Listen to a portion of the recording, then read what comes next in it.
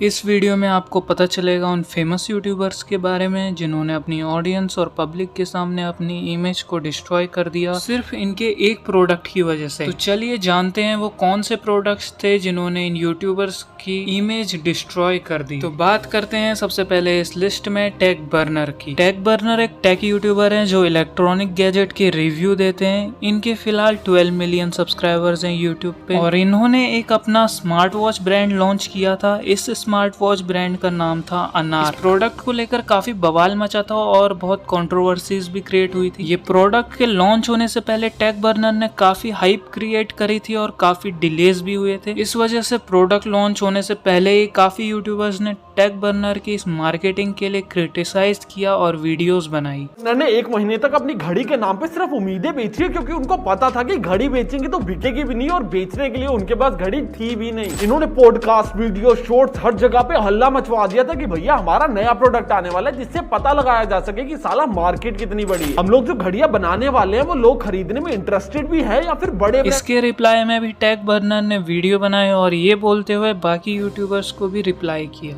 Burner fake hype create करने की कोशिश कर रहा है। कुछ लोगों को ये भी लग रहा है हमने घड़ी बनाई नहीं है, हम मार्केटिंग कर रहे हैं और बाद में प्रोडक्ट बनाएंगे। और आप में से कुछ लोगों को लग रहा है कि भाई ये फेक हाइप है, ये डिले क्रिएट करा गया हाइप क्रिएट करने के लिए। दोस्तों हम पिछले 10 साल से टेक रिव्यू कर रहे हैं एंड हमारा मेन काम प्रोडक्ट का सच बताना होता है। मैंने कभी भी इतनी हजारों वीडियोस में एक भी बार आपसे झूठ नहीं बोला। बाद में जब टेक बर्नर फाइनली अपनी वॉच रिलीज कर देते हैं और अपना इमोशनल कनेक्ट दिखाते हुए ये बोलते हैं कि ये वॉच उनके दिल के बहुत करीब है। इस वॉच को बनाने में बहुत मेहनत लगी है और कैसे उसकी मैन्युफैक्चरिंग के लिए अलग अलग जगह गए थे और डिजाइन के लिए लंदन गए थे और ये भी बोला कि इस वॉच का पूरा यूआई एंड डिजाइन उनका खुद का है। बाद में एक यूट्यूबर रोहित राज गुप्ता अपने चैनल पे एक वीडियो निकालते हैं जिसमें वो टेक बर्नर की अनार वॉच का फुल रिव्यू करते हैं और बताते हैं कि कैसे जो वॉच की ऑफिशियल एप्लीकेशन है उसमें ऐप का कुछ और ही नाम शो हो रहा है। ये चीज वेरीफाई करने के लिए जब उन्होंने फाइल को एक्सट्रैक्ट करके देखा तो उन्हें इंटरनल फाइल्स में काफी सारे चाइनीज ब्रांड के नाम दिखे, इवन टेंसेंट का भी नाम दिखा। और जब उस ऐप के कस्टमर सर्विस पे बात करने की कोशिश की तो उसमें रिप्लाई चाइनीज में आ रहे थे। और रोहित ने एक और चीज बताई कि कैसे ये जो वॉच है इसका ऐप एक दूसरी वॉच के ऐप से सिमिलर है। इस ऐप का नाम एपेक्स वेयर है जिससे टेक बर्नर की वॉच का ऐप कॉपीड है। इतना ही नहीं, इस ऐप से टेक बर्नर की वॉच कनेक्ट भी हो जाती है। इस वॉच की डाटा एक्यूरेसी पे भी काफी सवाल उठे हैं। ऑल्सो इस वॉच के डिजाइन को भी कॉपीड बताया गया है किसी और वॉच से। इस कंट्रोवर्सी की वजह से टेक बर्नर की रेपुटेशन को काफी तगड़ा झटका लगा है और पब्लिक का विश्वास भी टूटा है। टेक बर्नर अभी भी कंटिन्यूअसली अपने प्रोडक्ट को और बेहतर करने की कोशिश कर रहे हैं। अब बात करते हैं नेक्स्ट यूट्यूबर की। इसे मोस्ट हेटेड यूट्यूबर भी कह सकते हैं। मैं बात कर रहा हूँ तीर्थ परसाना की। तीर्थ परसाना एक यूट्यूबर है जो अपनी वियर्ड हरकतों की वजह से काफी कंट्रोवर्सी में रहा है। सबसे बड़ी कंट्रोवर्सी इसकी एक बुक को लेकर हुई थी जिसका नाम है लूसीफर वॉज इनोसेंट। इस बुक के लॉन्च होने से पहले तीर्थ परसाना एक हाइप क्रिएट करने की कोशिश करता है।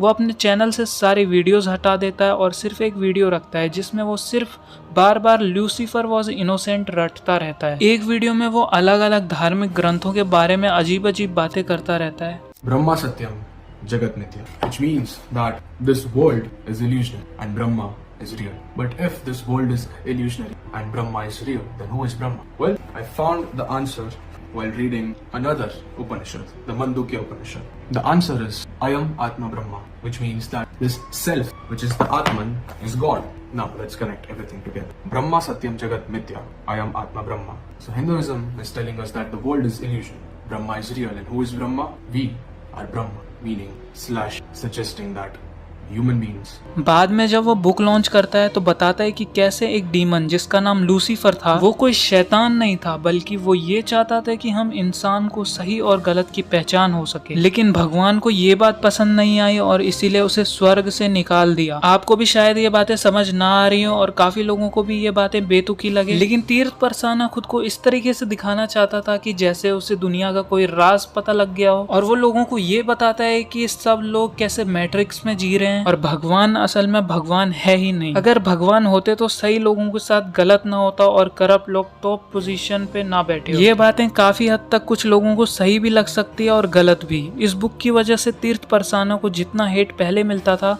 और उससे ज्यादा मिलने लगा था, बट स्टिल वो अभी भी ऐसी ही बातें कर रहा है और खुद को मिस्टीरियस पर्सन दिखाना चाहता है। अगले यूट्यूबर की बात करते हैं। ये काफी फेमस यूट्यूबर है और बिग बॉस कंटेस्टेंट भी रह चुके हैं। मैं बात कर रहा हूँ ट्रिगर्ड इंसान यानी निश्चय मलान के भाई अभिषेक मलान। कुछ लोग इन्हें फुकरा इंसान के नाम से भी जानते हैं। तो अभिषेक मलान एंड निश्चय मलान दोनों भाइयों ने मिलकर एक हाइड्रेटेड ड्रिंक का प्रोडक्ट लॉन्च किया था जिसका नाम था फोकस। इस ड्रिंक को लेकर लोगों में काफी बहस हो गई थी क्योंकि जो मलान ब्रदर्स के फैन थे वो तो इस प्रोडक्ट को सपोर्ट कर रहे थे, बट जो बाकी के लोग हैं वो काफी क्रिटिसाइज कर रहे थे।